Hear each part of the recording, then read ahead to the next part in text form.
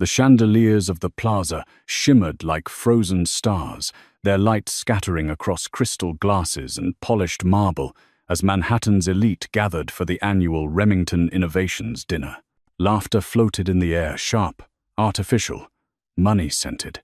At the center of it all stood Cole Remington, the man who believed he owned the night, and on his arm, draped in a silver gown that clung to every strategic angle, was Savannah Lake, his mistress, his newest trophy, the woman he proudly introduced as if she were the crown jewel of his empire. He didn't whisper. He didn't hide. He didn't even pretend. "Gentlemen," Cole said, raising his champagne flute, his grin wide and cruel. "This is the woman who inspires me now, the future face of Remington Innovations." The room buzzed. Some chuckled. Others exchanged glances. Everyone knew Cole was married. Everyone knew Harper Ellington existed somewhere quiet, pregnant, forgotten, or so they thought. A rippling hush swept through the ballroom as the double doors opened. Slowly, carefully, a woman stepped inside. Her hand cradled her belly. Her skin was pale but glowing under the crystal lights. Her breaths were shallow, controlled, as though each step carried the weight of 1,000 unspoken heartbreaks. Harper, Cole's wife, 6 months pregnant. The woman he had abandoned without hesitation. Conversation died. Utensils froze mid-air. Even the orchestra faltered. Cole's smirk twitched, but only for a heartbeat. "Well," he scoffed, tightening his grip on Savannah's waist. "Look who finally decided to show up. You should have stayed home, Harper. No one here needs you." Savannah gave a soft, mocking laugh. Heads turned, phones lifted discreetly. Pity, curiosity, hunger, every emotion imaginable flickered across the room, except kindness. Harper swallowed hard, her voice fragile but steady as she said, "Actually, there's something everyone here needs to hear." Cole rolled his eyes. "Please, Harper, don't embarrass yourself." But Harper didn't flinch. She stepped forward, lifting a sealed leather folder, and then the entire ballroom felt its pulse stop, because inside that folder was the one thing Cole never saw coming, and Harper was seconds away from turning his perfect night into ruin. Harper Ellington had never belonged to the world she married into. Not really. Long before Cole Remington paraded his mistress under the golden chandeliers of the plaza, Harper's life had been stitched together with quieter threads, morning coffee in a tiny sunlit kitchen, used textbooks from her financial planning classes, long evening walks along the Hudson, whenever the city felt too sharp around the edges. She wasn't born into privilege, nor did she crave it. She came from a modest Ohio town, where people waved at neighbors and remembered birthdays. What she did crave was safety, stability, a family that wouldn't disappear. That was what Cole had promised her 3 years ago. Back then, Cole wasn't the glamorous billionaire he pretended to be now. He was charming but chaotic, an unpolished entrepreneur with more ambition than direction. Harper admired his drive, his hunger, the intensity in his eyes, when he spoke about building a company that would change everything. She believed in him before anyone else did. She stayed up nights helping him revise proposals, restructure budgets, refine speeches. She wasn't just a supportive wife. She was the architect behind many of his earliest breakthroughs. And Cole loved her for it until success taught him he didn't have to. The higher he climbed, the smaller Harper seemed to become in his eyes. At first it was subtle. Forgotten dinners, cancelled dates, unanswered texts.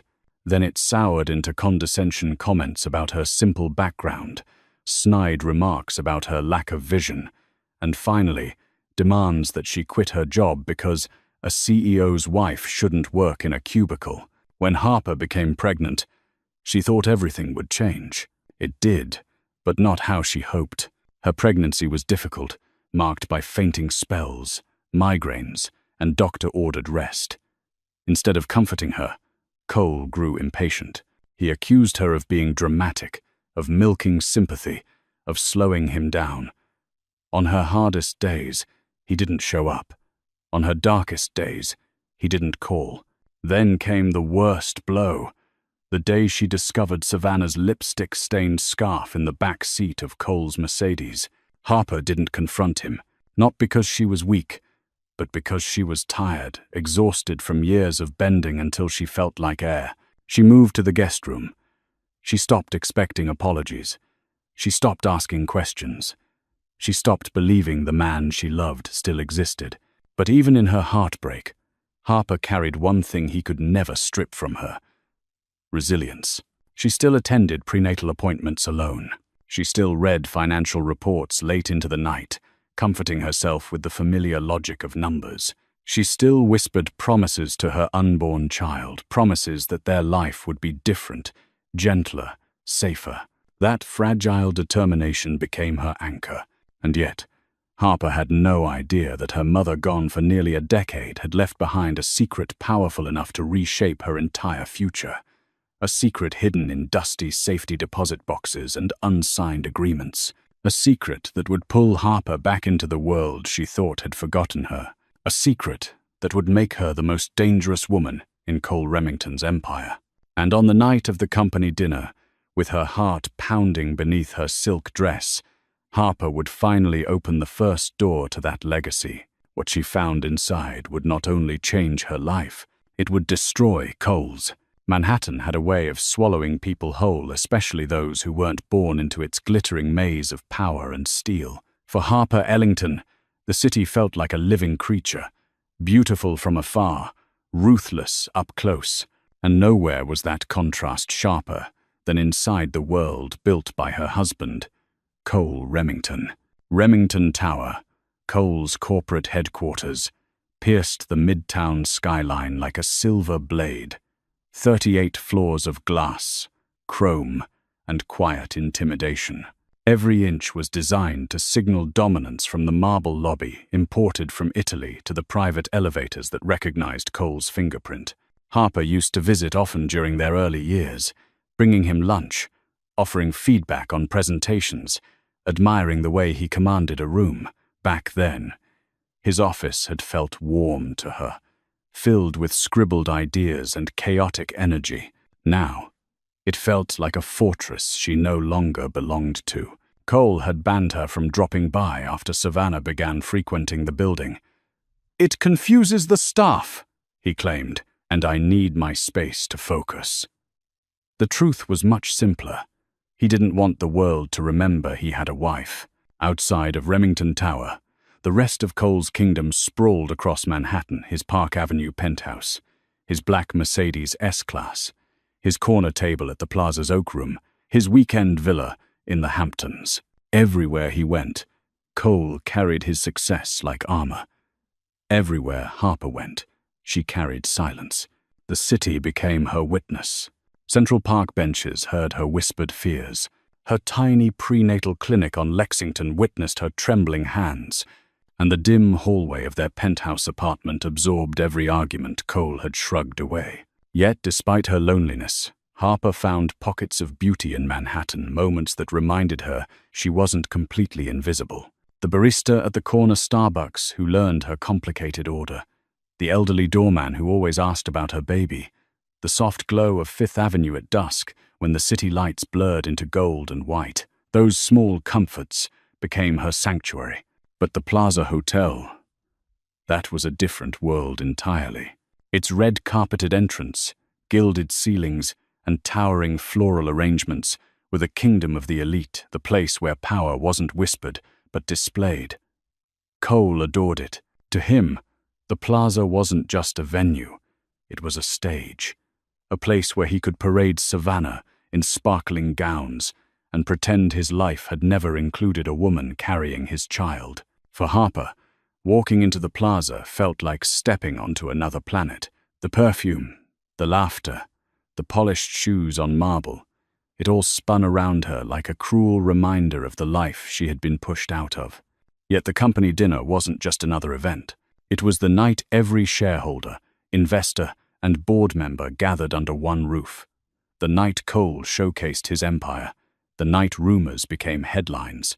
And the night Harper would walk into a battlefield disguised as a ballroom. She didn't know yet that the city that once ignored her was about to whisper her name in every elevator and every boardroom. She didn't know yet that the world she thought she lost was already shifting, bending, preparing to place her exactly where she belonged. She didn't know that the plaza would become the birthplace of her transformation, because beneath its golden lights, a truth was waiting. A truth powerful enough to shatter Cole's world and rebuild hers. Cole Remington wasn't born a villain. That was the most dangerous thing about him. He learned to become one. In the early days, when Remington Innovations was nothing more than a rented co-working desk and a handful of reckless dreams, Cole was magnetic. People were drawn to him the way they're drawn to fire, enchanted by its glow, blind to the burn. He was brilliant, intense, the kind of man who could talk an investor into trusting him with their last dollar. He had a smile that felt like a secret and a confidence that bordered on prophecy. But success didn't sculpt him. It revealed him. As the company grew from a hopeful startup to one of the most aggressively expanding tech firms on the East Coast, Cole shed pieces of himself the way a tree sheds bark.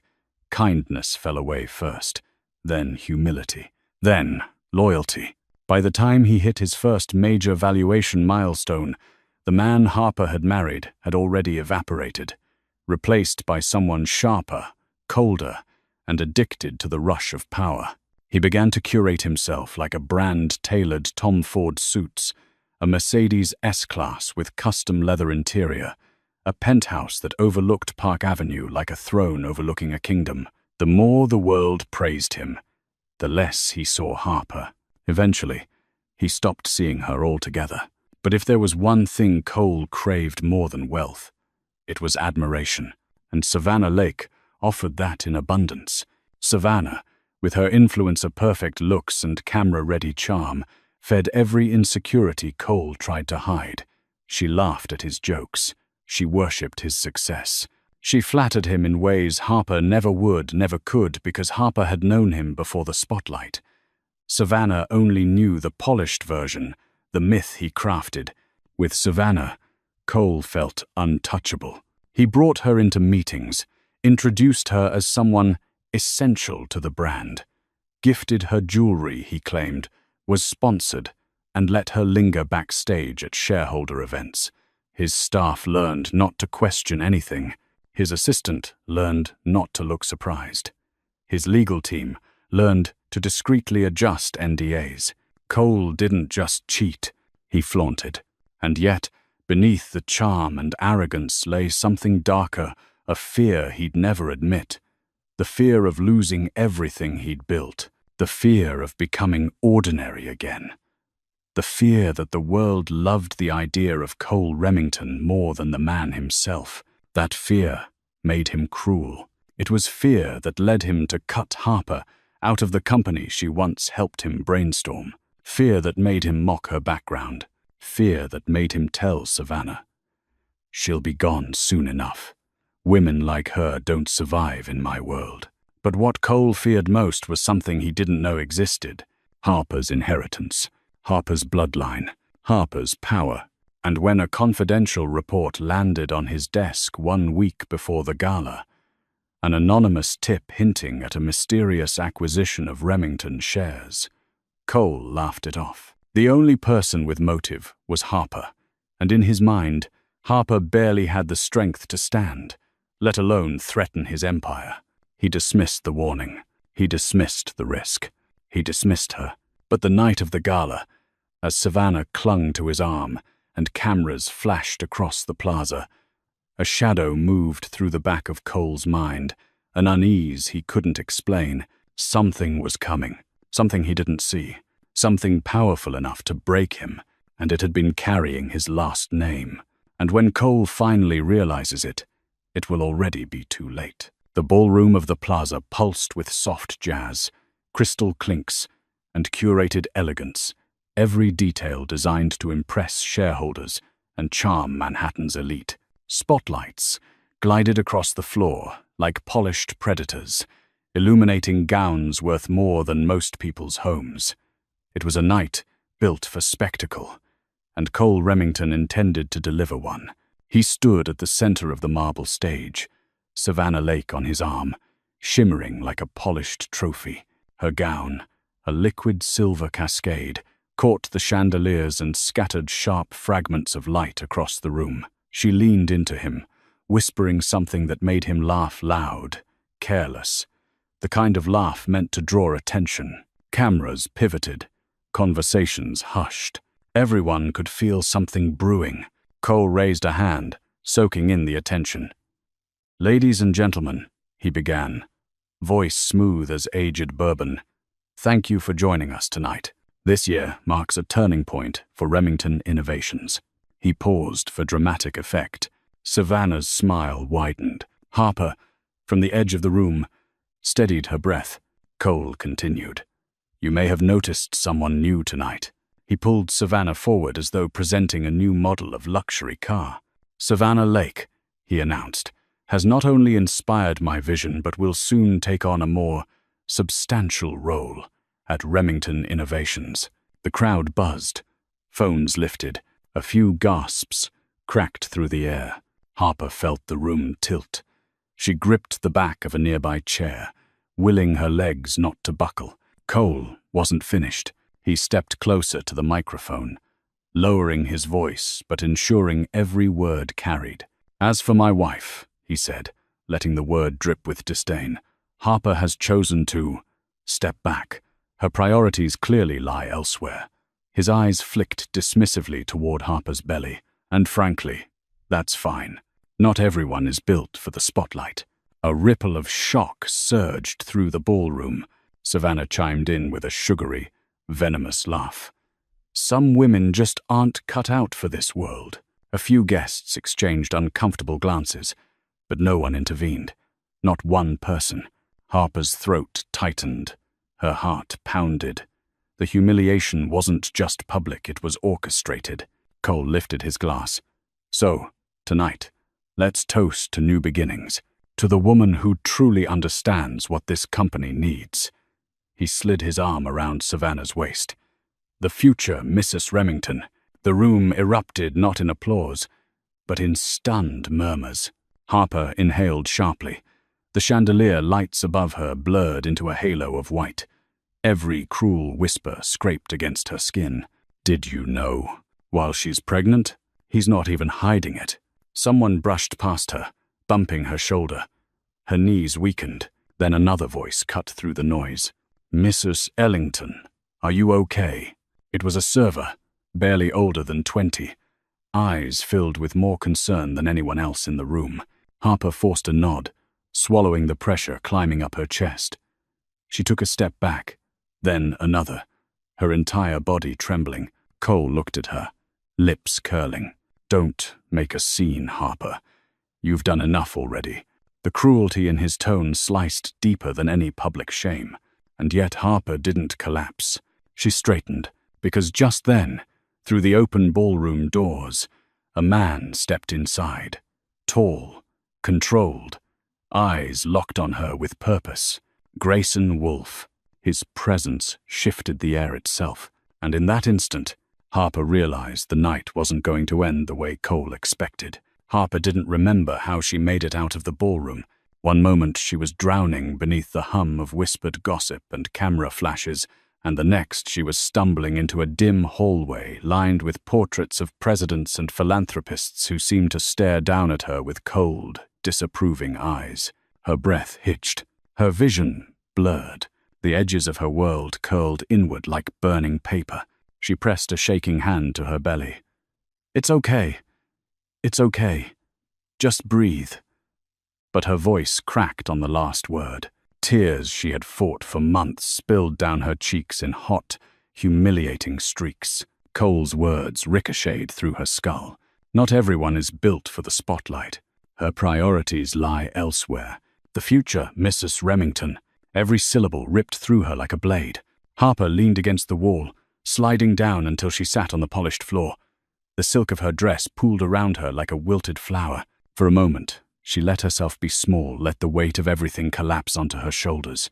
The betrayal, the loneliness, the fear that her child felt every tremor of her heartbreak. Her chest tightened, her breath became shallow.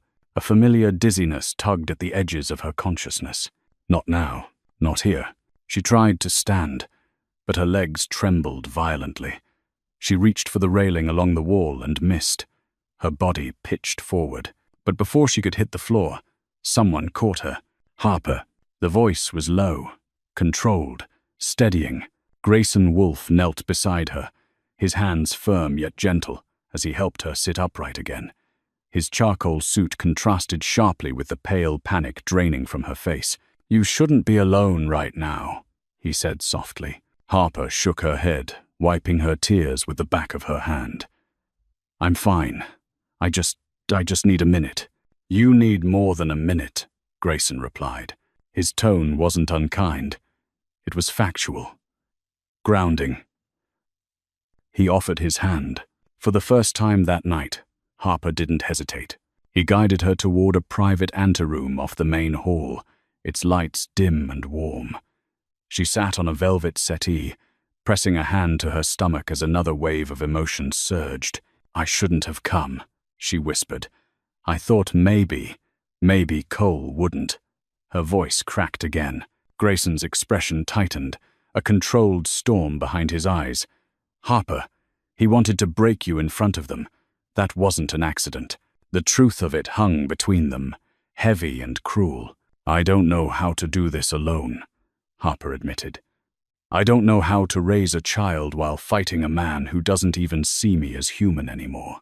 "You're not alone," Grayson said, his voice dropping to a steady command. "You have more strength than you realize, and more power than he knows." "To redded. Harper looked up, confused. "What power?" Grayson reached into his inner jacket pocket and withdrew a sealed envelope, aged, heavy, familiar, her mother's handwriting. Harper's heart stopped. "I've been holding this for years," Grayson said quietly. "Your mother wanted you to have it when you were ready." Harper stared at the envelope as the room seemed to tilt. "What's inside?" she whispered.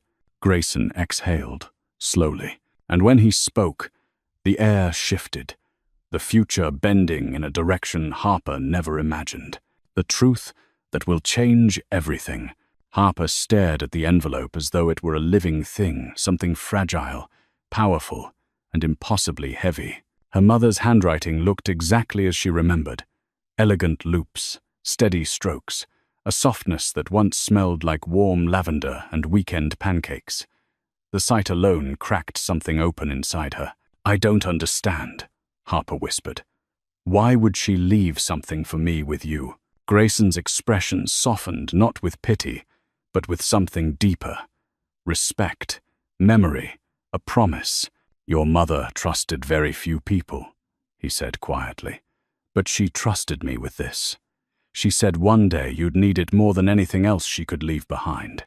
Harper's throat tightened. "But why now?" "Because tonight," Grayson replied, "you saw exactly how far Cole is willing to go." Oh, the reminder hit her like a second wave of humiliation. She forced herself to breathe, to steady her trembling fingers as she slid them beneath the envelope seal. The paper cracked open with a soft, heart-breaking sound. Inside was a single letter, a set of legal documents, and a key. She unfolded the letter first. "My Harper, if you are reading this, it means the world has shown you its cruelty and you are stronger than you believe." Harper blinked, her vision blurring. Her mother's voice filled her mind, gentle and firm all at once. "I never wanted you to carry the burdens I carried. That is why I hid the truth. But someday, you may need it to protect yourself, to protect your child." Harper's breath caught. She skipped down the page, her fingers shaking until she reached the words that shattered the foundations of everything she thought she knew. "You are the majority heir to Ellington Holdings, and through it, to Remington Innovations." The room spun. Ellington Holdings, the silent private equity firm that quietly owned pieces of half the major companies on the eastern seaboard. A firm rumored to influence markets without ever appearing in headlines. a firm Harper thought had dissolved years before she was born. "And that's not all," Grayson said, sensing the storm forming behind her eyes. He gently retrieved the legal documents inside the envelope and placed them in her hands. "These signed transfers made by your mother and sealed by her lawyers grant you direct control of the shares Ellington Holdings acquired during Remington's early private rounds." Harper stared, unable to form words. Grayson continued, "Your mother met Cole long before you did. She invested in his first prototype. She believed he had promise, but she didn't trust his character. So, she made her investment conditional. Her shares would transfer to you when you turned 30. He exhaled softly. That birthday was 6 days ago. Silence settled over the room, thick, unbelievable, bending reality itself. I own part of Remington," Harper whispered. "Not part," Grayson corrected gently. "Enough to shift power. Enough to stop him. Enough to rebuild your life." A tear rolled down her cheek this time, not from pain, but from the sudden collision of past and future. "My mother knew," Harper murmured. "She knew I'd need this. Ickstein. She knew you deserved more than to be broken by a man like Cole," Grayson said. Harper closed the letter, clutching it to her chest. Strength raw, newly born, rose inside her like a tide. "What do I do now?" she asked. Grayson's eyes met hers, steady and unwavering. "You fight back," he said, "and you don't do it alone." Then he handed her the key, the final piece. "The vault at Ellington Bank," he said. "Your mother left something else there, something Cole will never see coming." Harper's breath stopped. Because if the letter had changed everything, whatever waited in that vault was about to change even more. The next morning, Manhattan looked different to Harper Ellington. Not softer, not kinder, but clearer. As sunlight spilled across the Tribeca skyline, something inside her had shifted. The cracks from last night's humiliation hadn't disappeared. They had hardened into lines of resolve. She wasn't the same woman who had stood trembling at the edge of the Plaza ballroom. She wasn't someone Cole could crush anymore. Not with her mother's letter, not with the documents that placed real power back into her hands. Harper took a long, steady breath and stood before the full-length mirror in her small guest bedroom.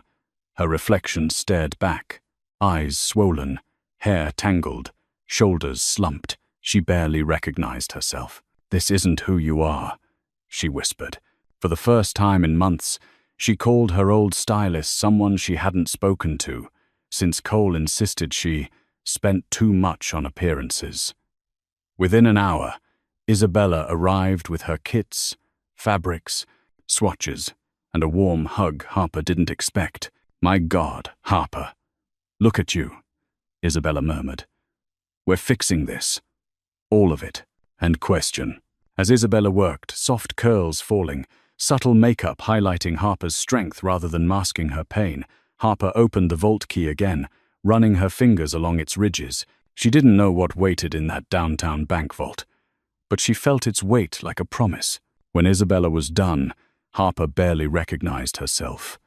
Her face looked stronger, her features sharper, not glamorous, powerful. "Now," Isabella said, stepping back with pride, "let's get you dressed like a woman who owns half of Manhattan." Together they chose a deep navy maternity dress that wrapped elegantly around Harper's belly, paired with a long cream coat that made her look taller, bolder, untouchable. Comfortable heels, subtle jewelry, nothing excessive. Harper didn't need sparkle. She was the sparkle. When she finally stepped onto the Manhattan sidewalk, people actually turned to look at her. Not with pity, not with curiosity, but with recognition. Something inside her radiated now, something unbreakable. Grayson was waiting outside the black town car he'd sent for her, leaning against the door, arms crossed. When he saw her, his eyes flickered not with attraction, but with an unguarded respect. "You look like someone who's ready to change her life," he said. "I'm ready to take it back," Harper corrected. The ride to Ellington Bank was silent but charged. Harper watched the city stream past Fifth Avenue, the glittering storefronts, the crisp winter light bouncing off skyscrapers. For the first time, the city did not overwhelm her. It fueled her. Inside the private vault room, the air was cool and heavy with history. The banker handed Harper a box, the same box her mother once protected like a second heartbeat. Her fingers hesitated. Grayson stepped closer. "Whatever's in there, it was meant for you." Harper lifted the lid. Inside lay documents, sealed envelopes, a flash drive, and a leather-bound ledger. She opened it. Page after page documented her mother's investments, strategic plays, private acquisitions, and at the end, a final handwritten line. "This is your shield, Harper. Use it when the world tries to take your voice." A tremor ran through Harper's chest, not fear, but awakening. She snapped the ledger shut. "I know what I have to do now," she said. Grayson nodded. "Good, because Cole just made a move you need to see." Harper froze her. "What move?" Grayson pulled out his phone, his jaw tight. "He's initiated something at Remington Tower, and if we don't act fast," his eyes locked onto hers, "he may destroy the company before you can take it from him." Harper felt her pulse spike as Grayson's words settled into the cold air of the vault room. Cole wasn't just retaliating emotionally, he was retaliating strategically, and a man like Cole, fueled by humiliation and desperation, was capable of setting fire to everything he touched if it meant preserving his ego. "What did he do?" Harper asked, steadying herself against the table. Grayson handed her his phone. "He called an emergency, innovation restructuring meeting this morning. According to my contacts inside Remington Tower, he's planning to liquidate several major assets fast." Harper frowned. "Why would he do that?" "It would destabilize the company." "To go. Right there. That's the point," Grayson said. "If he senses a takeover threat, his first instinct is to scorch the earth, so no one else, especially you, can gain control." A cold shiver traveled down Harper's spine. Cole wasn't just cruel, he was unpredictable, and cornered animals were the most dangerous. "Is this even legal?" she whispered.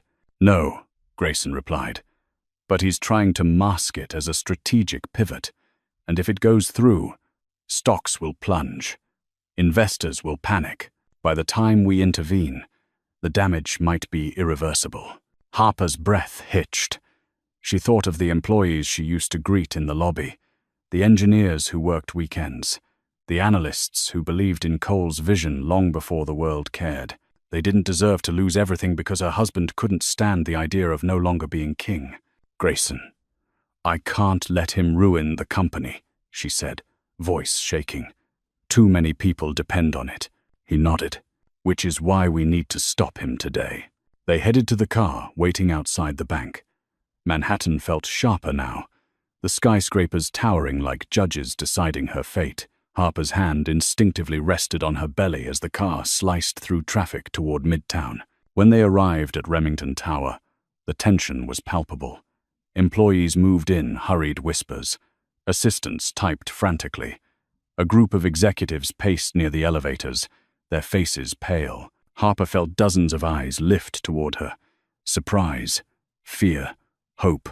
"Mrs. Ellington?" One of the senior analysts stepped forward hesitantly. "Are you here with Mr. Remington?"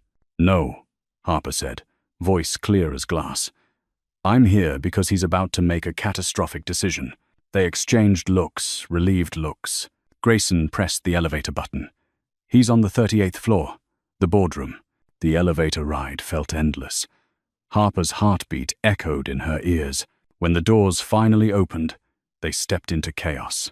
Inside the boardroom, Cole stood at the head of the table, sleeves rolled up, tie loosened, eyes wild with adrenaline. Savannah sat beside him, legs crossed, pretending to read a financial report upside down. Cole slammed his hand on the table. "Liquidate Division 3 entirely. I don't care about the fallout. I want cash flow now." Gasps rose from the executives. One woman protested, "Sir, That division employs— Did I ask for a head count? Cole snapped. Harper stepped inside. Actually, you did. The room froze. Cole's jaw tightened. Harper, you shouldn't be here. I should, she replied, stepping closer. Because you're about to destroy the company. Cole laughed a sharp, humorless sound. Destroy? No, Harper. I'm protecting it by gutting it from the inside. Cole's eyes flashed. You wouldn't understand strategy. Harper lifted her mother's ledger and the legal documents. I understand more than you think. Cole's face drained of color. You see, Harper continued calmly, I know exactly what you're trying to do. And I know why. She placed the documents on the table. And now, everyone else will too. Savannah leaned forward, eyes narrowing. What are you implying? Harper looked directly at Cole. That your husband's biggest secret isn't his affair. It's what he's been hiding from this board. Oh, Doe. 9. Executives whispered. Cole stiffened. What are you talking about? He demanded. Harper exhaled slowly. The financial fraud you buried 5 years ago. For a long moment, the boardroom hovered in stunned silence. As if the oxygen had been siphoned out of the air, Harper stood with her documents clutched tightly in trembling hands, her heart pounding like a trapped bird inside her chest. She hadn't meant to blurt it out, the accusation of fraud, but the pressure of Cole's deception, his cruelty, and his recklessness had pushed her past a point of no return. Now 30 pairs of eyes stared at her, accusing, judging, waiting to see her fall apart. Cole stepped forward slowly, a predator savoring his next move. Fraud? He repeated, letting the word drip with disbelief. Harper, you're having another one of your episodes. You really should sit down before you embarrass yourself further. The condescension hit her like a slap. Harper felt her breath catch, a tremor running through her fingers. The pressure in the room became unbearable. Her legs wobbled. Her vision rippled at the edges like water disturbed by a stone. I'm not lying, she whispered, but the words barely escaped her throat. Savannah smirked.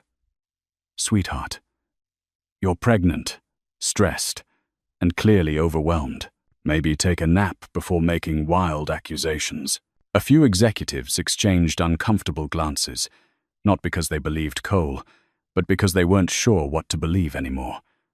Harper felt the ground tilt beneath her as humiliation surged through her veins. Her chest tightened.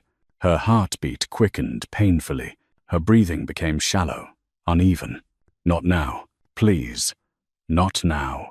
Grayson stepped toward her, voice steady and low. Harper, look at me.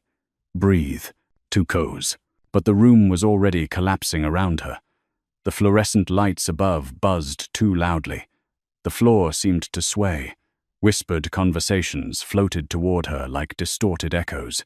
She looks unstable. Is she okay? This is not the place for this. Harper pressed a hand over her belly, desperation rising. Her child's safety came first, but she couldn't breathe. She couldn't think. She felt trapped inside a world that refused to believe her, a world that only saw her as Cole's fragile wife, not as a woman standing on the edge of reclaiming her life. Cole seized the moment. He turned to the board. Ladies and gentlemen, you see what I mean. Harper is unwell. This is exactly why she was removed from all decision-making years ago. Removed, like she was an inconvenience, a liability. Harper felt the last of her composure flicker. Grayson's voice cut through the static in her ears. Harper, we can step outside. But when she tried to move, her knees buckled. Grayson caught her before she fell, guiding her into a chair as gasps rippled across the room. Cole crossed his arms, annoyed rather than concerned. See? This is what I've been dealing with. Harper's eyes stung.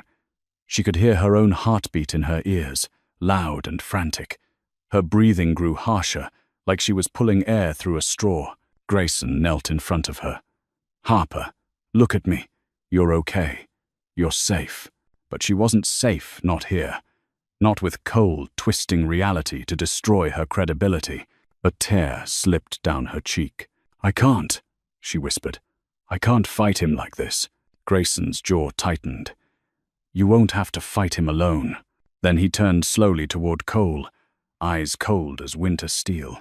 "Because now that you've pushed her this far, Cole." He rose to his full height, voice vibrating with restrained fury. "I'm done holding back." The boardroom had never been quieter. Even the distant hum of Manhattan traffic seemed to fade as Grayson rose to his full height, the fury in his voice echoing against the glass walls. Cole's smug expression faltered, not fully breaking, but thinning at the edges. He hadn't expected pushback, especially not from Grayson Wolfe. Grayson adjusted his cufflinks, calm but lethal. "If you believe Harper is unstable, Cole, you won't mind if we bring in an independent auditor. For her sake, of course. To clear her name." Cole's jaw tightened. "We don't need an auditor." Harper steadied her breaths, her heartbeat still erratic but no longer free-falling. She watched Cole closely, the way his eyes flickered, the slight twitch in his jaw, the defensive shift in his shoulders. Signs she knew all too well, signs he was hiding something. "Actually," Grayson continued, turning to the board, "I've already alerted a compliance team. They're on standby. If Cole has nothing to hide, he should welcome oversight." A murmur rippled across the room. Executives who had once bowed to Cole's authority were now exchanging wary glances. Some even nodded subtly. Doubt, once unthinkable, had entered the room like a cold draft. Savannah's jaw dropped. "You had no right." Grayson didn't even look her way. "This is a corporate matter. You're not." The humiliation sent a flush up Savannah's throat. Cole slammed his palm against the table. "You're overstepping, Wolfe. This is my company." Grayson's gaze hardened. "Incorrect. This is a publicly held firm with shareholder obligations. And as of this morning," he paused, looking at Harper, "it appears there is a shareholder with far more authority than you." Gasps, whispers. A few heads turned toward Harper, now sitting straighter, gaining her breath and her ground. Cole's face drained. "What are you talking about?" Harper lifted the leather ledger, her grip steadier now. "My mother invested in Remington Innovations long before you made your first million. She protected those shares, and now they're mine." Cole's voice broke into a harsh laugh. "Lies. If you had power here, I'd know." "You don't know everything," Harper said quietly. "Especially not about the people you underestimate." Before Cole could retort, the boardroom doors opened. A man in a navy suit stepped inside, flanked by two associates. "Good morning. I'm Daniel Hart from Financial Compliance. We received a request regarding irregularities in Remington Innovations expense reports." Cole froze. His pupils contracted. Hart continued. "We've identified discrepancies dating back 5 years, some involving overseas transfers, some involving personal expenditures masked as R&D costs." His eyes flicked to Cole. "We'll need full access to your files." Savannah shifted in her seat, suddenly pale. Harper felt a strange twist in her stomach, not joy, not victory, something deeper, something like truth finally exhaling after years trapped under a boulder. Cole sputtered. "You can't just barge in. You actually consented the moment you accepted external funding," Hart replied. "Your books are subject to review at any time." The board members watched Cole unravel his confidence, leaking out of him like air from a punctured tire. Grayson leaned in. "This is only the beginning." Harper inhaled deeply. The room no longer felt suffocating. But before she could speak, Daniel Hart added calmly, "There has also been a flagged transaction under a private account, one tied to Savannah Lake." Every head turned. Savannah's eyes widened. I don't know what you're talking about," she stammered. Harper's breath chilled, because the next words out of Hart's mouth would shift the power even further and reveal a betrayal even Cole hadn't anticipated. The account shows transfers from someone other than Mr. Remington. The temperature in the boardroom seemed to drop 10 degrees as Daniel Hart's words echoed through the space. The account shows transfers from someone other than Mr. Remington. Okay. Savannah went rigid, mascara-coated lashes fluttering like a cornered animal. Cole's head snapped toward her, confusion morphing into suspicion. What the hell is he talking about, Savannah? Cole demanded. She didn't answer. Hart stepped forward, tapping his tablet. The payments began 18 months ago. Regular deposits, significant ones, all funneled into Miss Lake's personal account, labeled as consulting fees. Jod. Savannah's pulse hammering at her throat was visible even from across the room. Cole's face twisted in disgust. Consulting? Savannah? What did you do? Savannah's lips parted, but no sound escaped. Every executive watched her unravel like a ribbon pulled too tight. She glanced at Harper, desperate, pleading, as if the woman she humiliated just nights ago might suddenly rescue her. Harper simply held her gaze, calm and unreadable. Daniel Hart continued. Upon deeper examination, we traced the origin of the funds to an offshore entity, one linked to a private equity group known as Lysander Capital. The room erupted into whispers. Harper felt the name like a shockwave. Lysander Capital wasn't just any firm, it was notorious. A shadow fund known for hostile takeovers, blackmail-level leverage, and corporate sabotage disguised as market strategy. Cole's eyes widened. Lysander? Why would they? Grayson cut in sharply. Because Lysander has been circling Remington Innovations for years. You were so busy admiring yourself in the mirror, Cole, that you didn't notice someone far more dangerous pulling strings behind you. Savannah squeezed her hands together, knuckles whitening.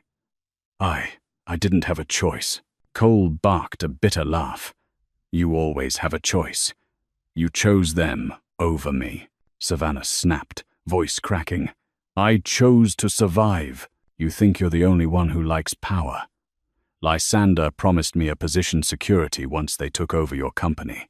I just had to feed them information. That's all. The board gasped. Harper inhaled slowly, a cold realization settling in. And you pretended to love him, she said softly, while helping Lysander destabilize the company from the inside. Savannah's eyes filled with tears, not regret, but fear.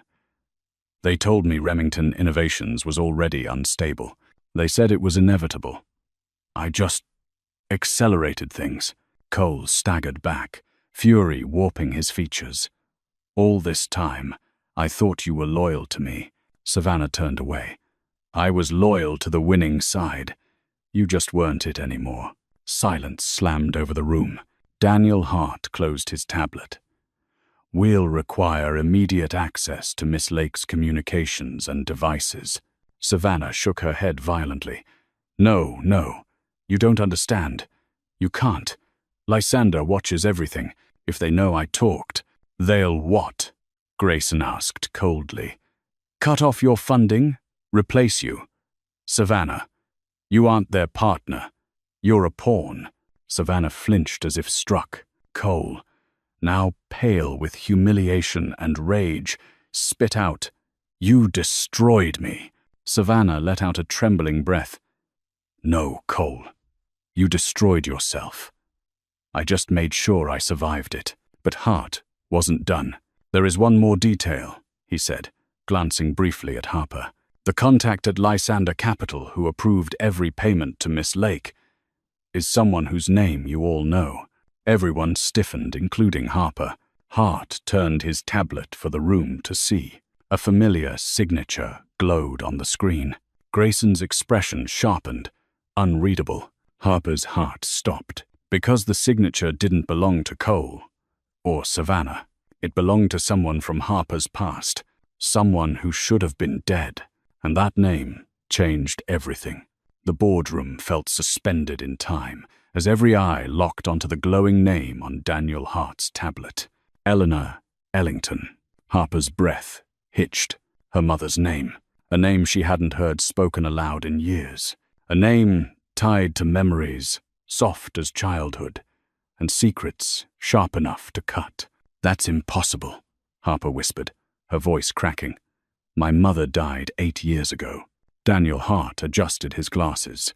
The authorization for these payments was signed digitally through an encrypted channel tied to an active Lysander Capital executive account. The signature, the credentials, it all points back to Eleanor Ellington. Harper felt her vision blur. Her pulse thudded unevenly. Her mother, linked to Lysander, funding Savannah, sabotaging Remington Innovations. It didn't make sense. It couldn't make sense. Grayson stepped forward, his tone firm. There has to be a mistake. Eleanor would never align with a group like Lysander. Hart shook his head. We triple verified. Unless someone forged her identity at a level nearly impossible in the financial sector, the signature is genuine. Cole let out a humorless bark. So your precious mother helped destroy my company from the grave? Or maybe she isn't as dead as you all think. Harper's stomach twisted. A cold tremor crept up her spine. Her mother had been secretive. Her mother had traveled often. Her mother did warn Harper in her letter that truth is not always gentle. But were those clues, or grief twisting her memory? Savannah finally broke the silence, her voice weak. I never met the person funding me. Everything came through encrypted channels. I just assumed it was someone at Lysander. Harper pressed a hand to her temple, trying to steady her racing thoughts. Why would my mother? Why would she do this? Why fund a woman working with a hostile takeover group? Hart cleared his throat. We can't yet confirm motive, but the records show Eleanor authorized more than payments. She approved strategic directives, ones designed to pressure Remington Innovations financially. Cole rounded on Harper, fury twisting his features. So your mother wanted to destroy us. All this time I thought you were the problem, but clearly, Grayson cut him off sharply. Enough. We don't know the full story, but Harper barely heard them. Her mother, Savannah, Lysander Capital, all tangled together in a web Harper never even knew existed. She forced herself to breathe, though her lungs felt tight. What else do the records show? Hart tapped his tablet again. There's a transfer pending, scheduled for this week, a final directive under Eleanor Ellington's authorization. It states that Lysander is to release control of a dormant holding company tied to Ellington assets. Grayson's head snapped up. Which holding company? Which holding company? Hart hesitated only a moment before turning the screen toward Harper. Her heart nearly stopped. Ellington Prime. The same name engraved on the key she'd found in the vault. The same company she'd never heard of until last night. The same entity that, according to the buried documents, held shares in multiple major corporations, including Remington Innovations. Grayson whispered, almost to himself. This isn't sabotage. This is preparation. Harper blinked through the fog of confusion. Preparation for what? Daniel Hart closed the tablet slowly. For a transfer of power, he said. One designed years ago. And if this document is real, Remington Innovations isn't the only company about to shift ownership. Bye. The room went dead silent. Harper felt the air thicken, electricity gathering like a storm on the edge of breaking. Cole stumbled a step backward, realizing something horrifying. Are you telling me, he choked out, that Harper Ellington might inherit more than my company? Hart nodded. Far more. Harper's breath trembled. Then Grayson's phone buzzed sharply in his pocket. He looked at the screen, his face draining of color. Harper, Ellington Prime just activated, and you're being summoned. The notification on Grayson's phone glowed like an omen. Ellington Prime activation. Mandatory summons for Harper Ellington. Harper felt her pulse stumble. Summoned. By whom? Grayson didn't answer immediately. His jaw flexed, eyes scanning the message 3 times before he finally spoke. Harper. Ellington Prime isn't just a holding company. It's an executive trust, a controlling body. Your mother built it to operate independently from Ellington Holdings. Whoever activates it has authority over billions. Harper blinked. Billions. Cole staggered backward into a chair. What kind of family did you marry into? Savannah whispered. The kind that could erase you with one meeting. Harper couldn't focus on them. Her chest tightened, not in fear, but in disbelief. Her mother was gone. Her mother had been gone for 8 years. How could a dead woman summon her? Grayson gently took Harper by the arm. We need to go. Now. Where? The car ride downtown sliced through Manhattan like a needle through fabric. Harper clutched the vault key in her hand, feeling its weight, its history, its mystery. Grayson sat beside her, unusually quiet, his gaze fixed outside the window as the financial district's skyscrapers rose into view. Grayson, Harper murmured, you knew something about this, didn't you? His silence answered for him. They stopped in front of an imposing limestone building older than the city's glass towers, marked with an emblem Harper had only ever seen on her mother's documents. A silver crescent enclosing a single star. Ellington Prime Headquarters, Grayson said softly. Harper felt dwarfed by the scale of it. Not the building, the legacy. Inside, marble floors stretched into a vast atrium. At the center stood a circular desk, where a woman in a tailored black suit looked up and smiled. Miss Ellington, she greeted, as if expecting her for years. Welcome. Your mother left strict instructions, should this day ever come. Harper swallowed hard. What instructions? Please follow me. They were led down a private hallway to a steel door that opened with a biometric scan, a scan that required Harper's palm and the vault key simultaneously. The door clicked open with a deep, metallic sigh. Inside was a conference chamber lit by soft, golden light. A long mahogany table dominated the room. Dozens of leather-bound folders sat arranged meticulously, and at the far end of the table sat a man in his 60s, gray-haired, sharp-eyed, wearing a pin Harper recognized from her childhood, an advisor her mother trusted more than anyone. Mr. Ashton, Harper breathed. He stood slowly, emotion flickering across his normally stern face. You've grown into her eyes.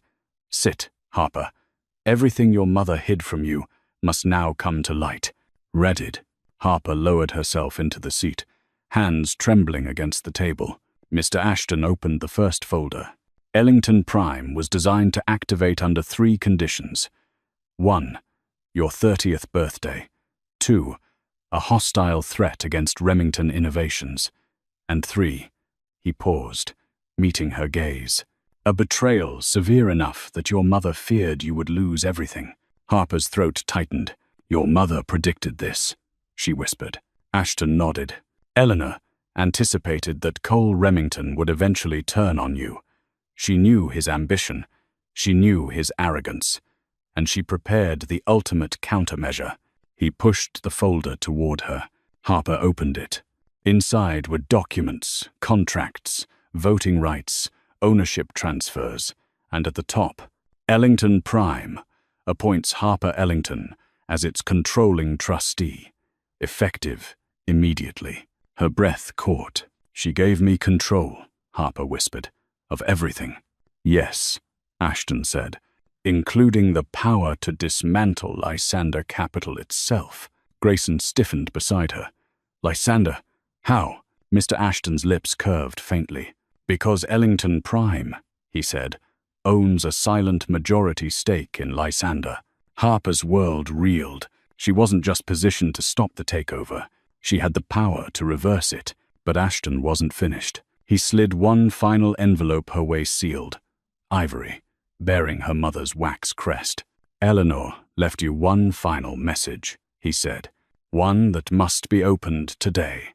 Harper reached for it, her heart thundering. Why today? She asked. Ashton exhaled. Because Cole Remington is about to make his most dangerous move yet, and only this letter will tell you how to stop him. The ivory envelope felt heavier than any document Harper had touched that day. It wasn't just paper, It was a heartbeat from the past, a final whisper from the woman she had loved, mourned, and longed for. The seal, marked with her mother's signature crescent and star crest, gleamed softly under the warm lights of the Ellington Prime chamber. "Go on," Mr. Ashton urged gently. "Your mother meant for you to read it when the world felt impossible." Harper inhaled shakily, sliding a finger under the wax. The seal cracked open with a quiet snap that echoed inside her chest. She unfolded the letter, and her mother's elegant handwriting washed over her like a wave, familiar and devastating. "My Harper, if this reaches you, the storm I feared has come. I prayed it never would, but I knew my daughter, brilliant, kind, and far stronger than I ever was, would not break. She would rise." Harper blinked rapidly, her throat tightening. "You must understand something I never told you. Your marriage to Cole was no accident. I allowed you to love him, hoping he would grow into the man he pretended to be. But I prepared for the day he didn't." Grayson exhaled beside her, the truth dawning slowly. "When I invested in his early company, I did so to help you, not him. But as his ambition sharpened, I saw the danger. His hunger had no anchor, so I began constructing a safeguard Ellington Prime, a fortress he would never see." Harper's hands trembled. All those years, she thought her mother lived in shadows because she was distant. She never realized her mother was building an empire in silence. "You must hear this, Harper. Cole is not acting alone. His desperation will push him toward people far worse than him. If he senses the slightest threat to his position, he will try to destroy everything financially, publicly, personally. He will not hesitate." Harper's breath caught. It felt like her mother was in the room, warning her across time. "So I leave you two tools. The first is Ellington Prime, power strong enough to crush any man who tries to diminish you. The second is truth, the evidence of Cole's actions that he believes he buried forever." Harper's eyes widened. Evidence. Her mother had evidence. Mr. Ashton reached beneath the table and slid forward a sleek black box Harper hadn't noticed before. "Your mother instructed me to give you this only after you opened the letter." Harper opened the box with unsteady fingers. Inside lay a flash drive and a stack of photographs. Her stomach twisted as she skimmed through them. Cole meeting with Lysander operatives, signing off unauthorized transfers, forging documents, bribing external auditors, evidence far beyond anything she imagined. Her mother hadn't just predicted betrayal. She had documented it. Harper closed the lid slowly, tears streaming this time not from pain, but from a fierce, rising strength. "Your mother believed you'd need to destroy him to save yourself," Ashton said quietly. "She left you everything required to do so." Grayson placed a reassuring hand on Harper's shoulder. "With this, the board will have no choice. Cole's reign is over." Harper exhaled deeply, a fire awakening in her veins. But then Ashton's expression darkened. "There's more," he said.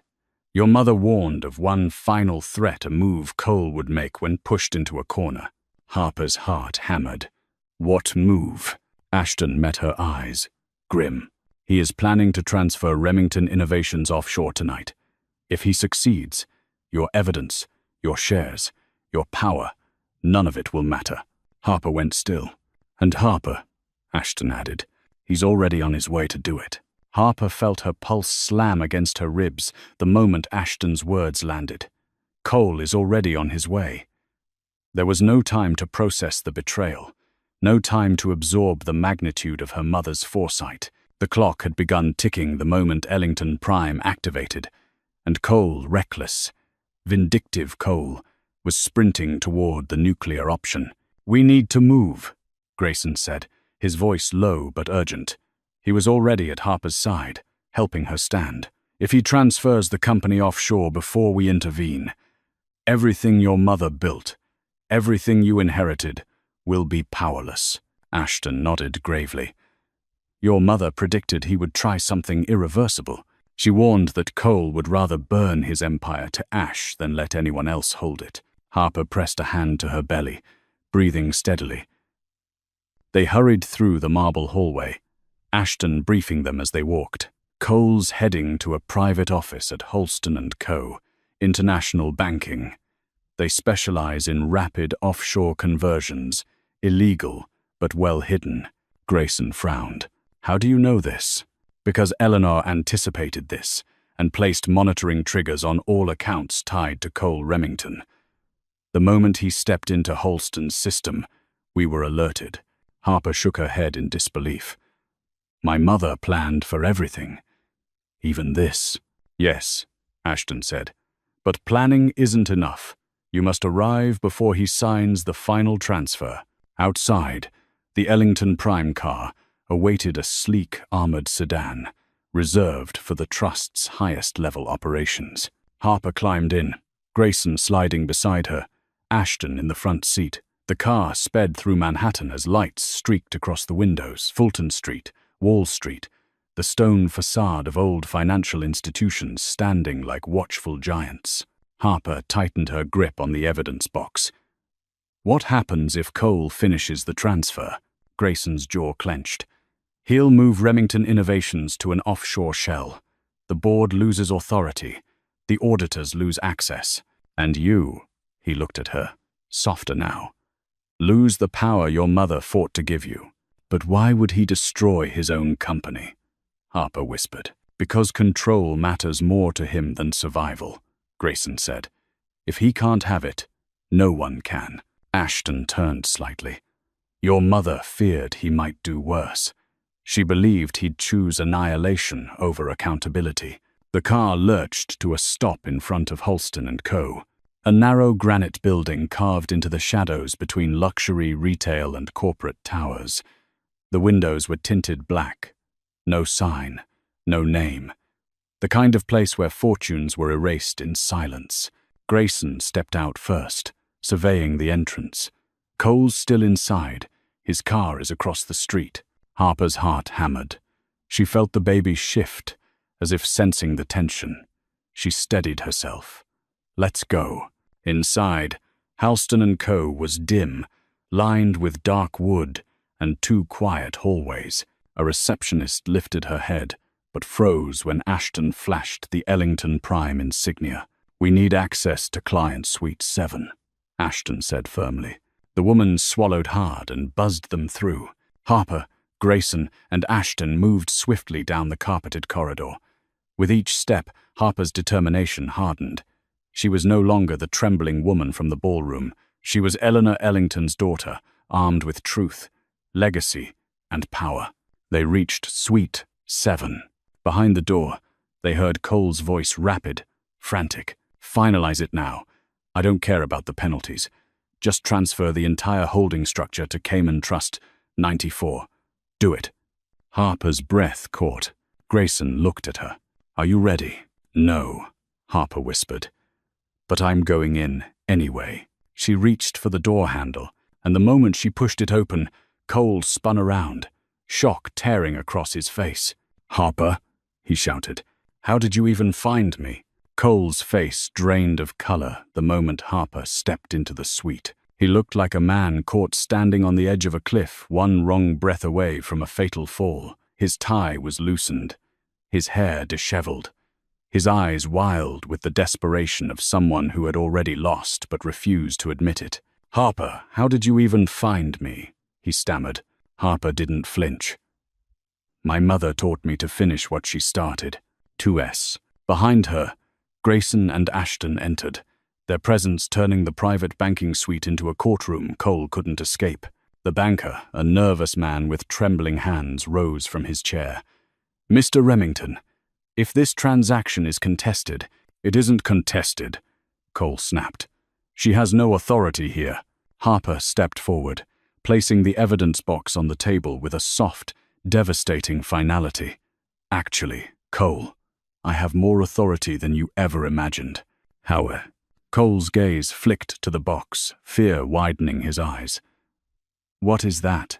The truth, Harper said.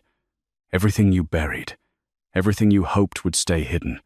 My mother uncovered it years ago. Cole scoffed, but panic edged his voice.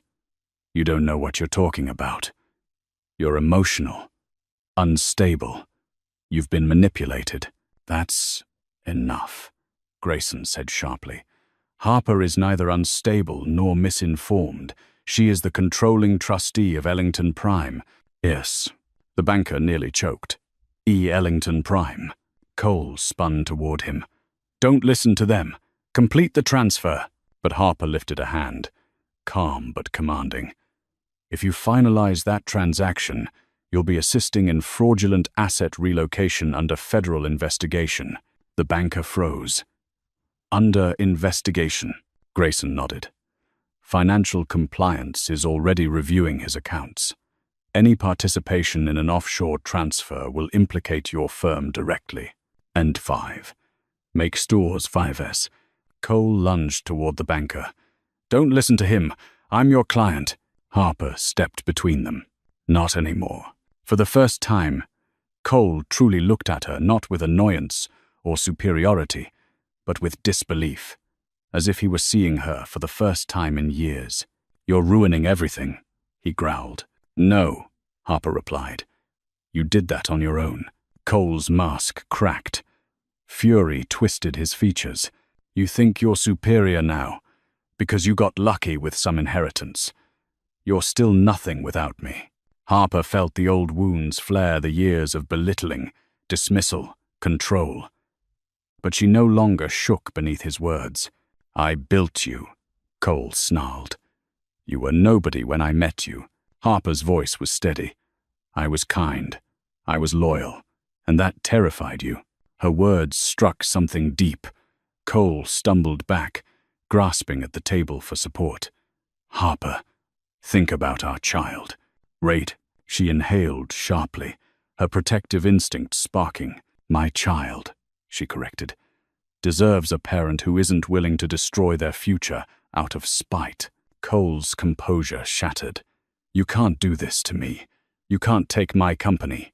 Harper lowered the final document onto the table, the proof of fraud her mother had saved. You already lost it, she whispered. The banker swallowed hard. Mr. Remington, I can't proceed with the transfer. Oh, Cole looked around.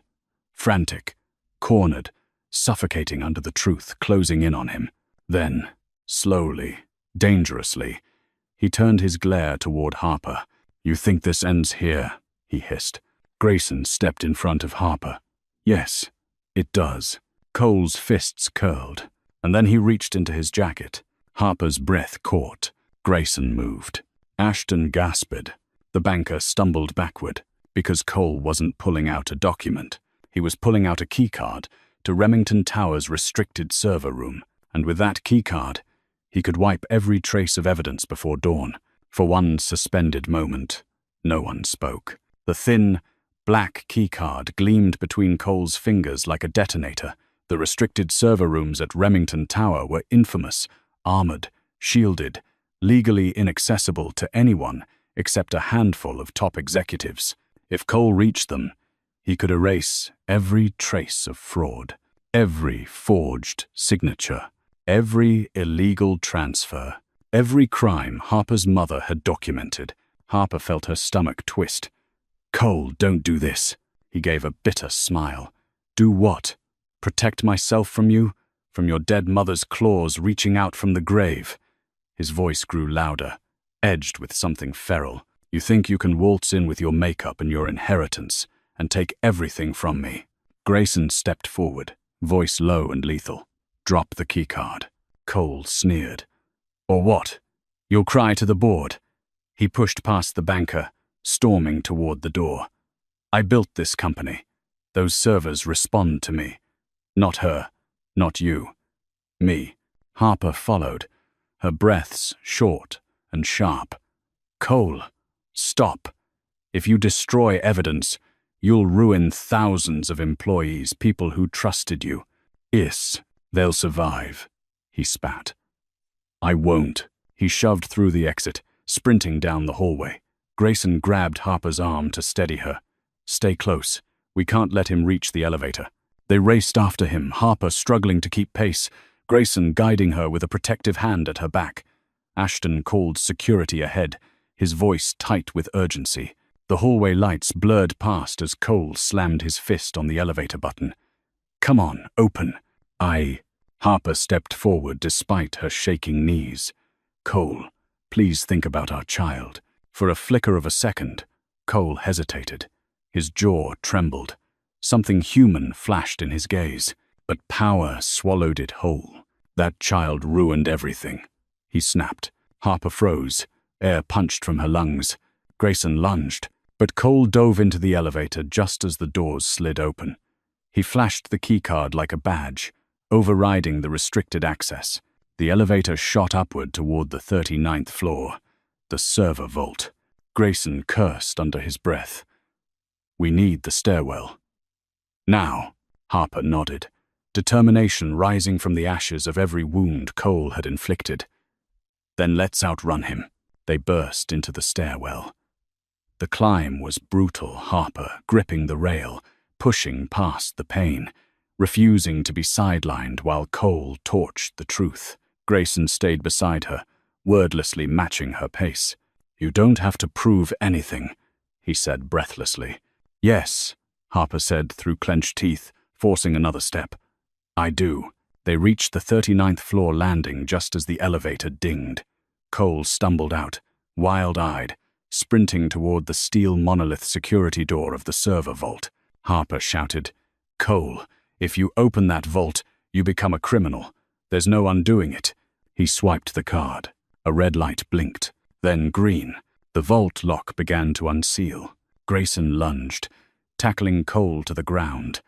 The keycard skidded across the polished floor. Cole roared and swung wildly, connecting a blow to Grayson's jaw. Harper, gasping, stumbled toward the card. Cole saw her.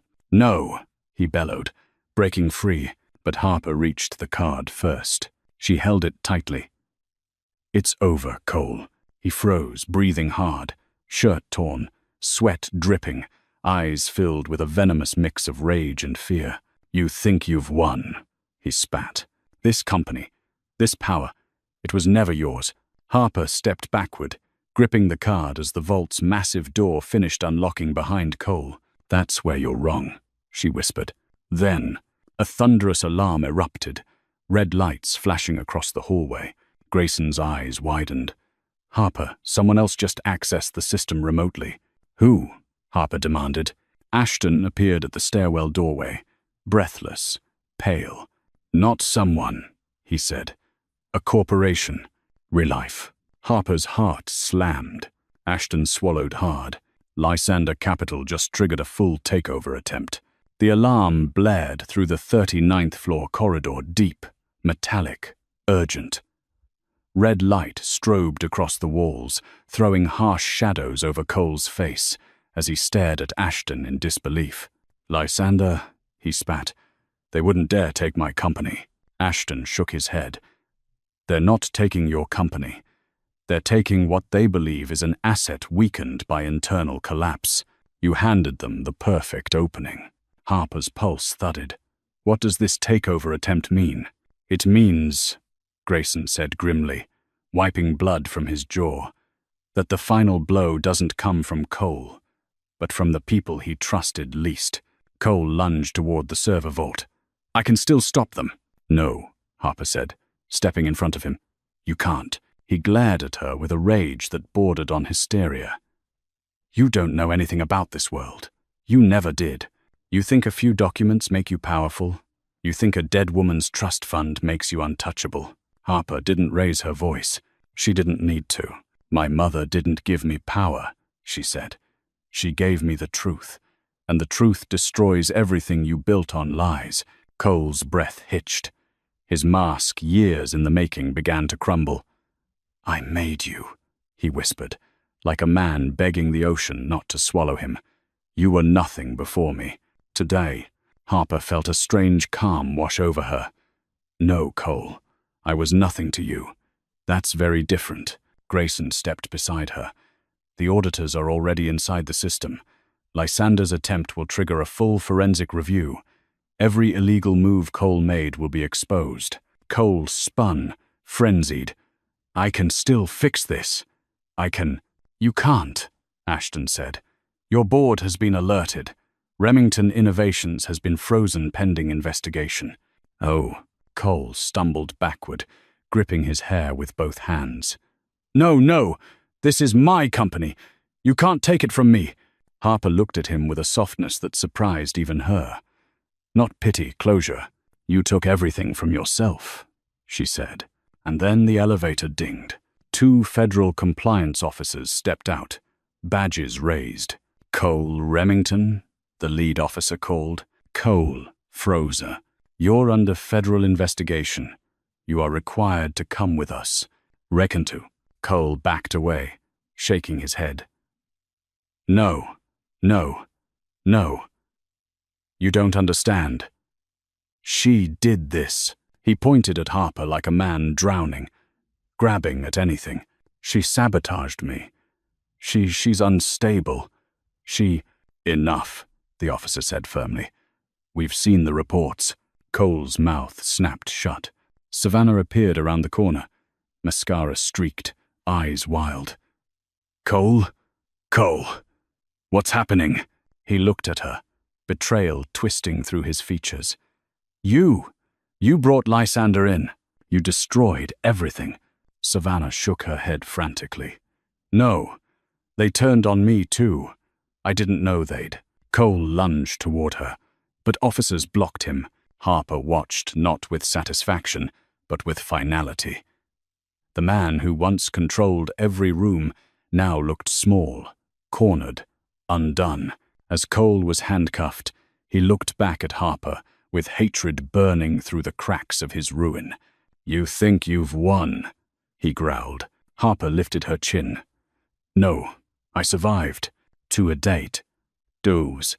Cole was led away. Savannah collapsed against the wall, sobbing. No one comforted her.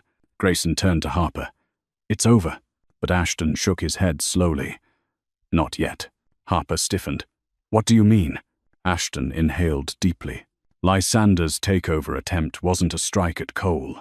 He looked at Harper with grave eyes. It was a strike at you. For the first time in weeks, the air felt still, not heavy, not suffocating. Still. Harper stood in the boardroom of Remington Innovations, not as a bystander, not as a shadow, not as a woman tolerated on the edges of a man's empire, but as its rightful leader. The evidence had been submitted. Lysander's takeover attempt had been neutralized once Ellington Prime revealed its silent majority stake. The board, shaken to its core, voted unanimously to remove Cole permanently. The company was hers, but Harper didn't smile. Not yet. Grayson walked to her side, his voice low. The Federal Bureau confirmed it. Cole's actions go beyond corporate misconduct. Justice wasn't loud. It wasn't triumphant. It was quiet, steady, irrevocable. Good, Harper whispered. Not because I want revenge, but because he can't hurt anyone else again. Savannah had already been escorted out of the building, not in handcuffs, but in disgrace. Lysander, exposed by Ellington Prime's sudden appearance, issued a panicked statement, denying involvement, but it was too late. Their influence shattered the moment Harper claimed her inheritance publicly. Mr. Ashton entered the boardroom and placed a leather folder before her. It's official, he said softly. You hold controlling interest not just here, but across multiple Ellington entities. Your mother intended for you to step into this world. Harper looked down at the documents, power, legacy, responsibility, all resting in her hands. A life she never asked for, yet now felt undeniably right. When I was little, she murmured, she used to tell me I had more strength than I understood. Grayson smiled gently. She was right. Outside the glass walls, employees gathered in cautious hope, waiting to see who would lead them into the future. Harper stepped out, shoulders steady despite the exhaustion pulling at her body. I know the past weeks have been difficult, she said to them, but today marks a new beginning, not ruled by fear, ego, or secrecy, by integrity, accountability, and care for every person who built this company. A wave of emotional relief swept through the crowd. Some clapped, Some teared up. Some simply stood taller. Harper felt something shift inside her healing. Later that week, she oversaw the first board meeting under her leadership. She announced new policies, reinstated departments Cole had slashed, restored jobs he'd eliminated. She redirected a percentage of company profits to a fund protecting women facing financial abuse. And then came the moment she had avoided thinking about. Grayson found her alone in her office, a sprawling glass room overlooking the Manhattan skyline. Soft afternoon light spilled across her desk. "You did it," he said. Harper turned toward him slowly. Not alone. He stepped closer, careful, respectful as he always had been. "Harper, I meant what I said the night of the gala. You're not alone. Not anymore. Not if you don't want to be." She felt her heart flutter, not with fear, but with something new, something warm. "Grayson," she whispered, "I don't know what the future looks like yet." "That's okay," he said softly. "We can build it. One honest step at a time." Harper exhaled. For the first time, the world didn't feel like it was collapsing. It felt like it was unfolding. She placed her hand in his. "Then let's begin." Manhattan glittered beyond the windows, alive, vibrant, full of possibility, and as Harper stood at the center of the empire that once tried to destroy her, she finally understood. She hadn't just survived. She had risen, and no one would ever silence her again. So, our story has finally come to an end, and if you are still here with us right now, my friend, it means something in this journey touched your heart in a way only you can understand. Maybe it was Harper's strength. Maybe it was the reminder that silence is not weakness. Or maybe, just maybe, you saw a little of your own battles in hers. Life will never promise fairness, but as the Stoics say, you may not control all events, but you can always control how you rise from them. Harper rose the moment she chose dignity over chaos, truth over fear, and healing over revenge. And that is a choice each of us can make, no matter how dark things may seem. Remember, betrayal doesn't define you. Losing something doesn't end you. What defines you is the courage to stand back up. Marcus Aurelius wrote, "The obstacle is the way." Sometimes the very thing meant to break you becomes the reason you bloom. If this story made you feel seen, understood, or just a little stronger, then don't keep it to yourself. Like this video, share it with someone who needs it, and subscribe so we can keep walking through these powerful stories together. You're not alone, and you never were.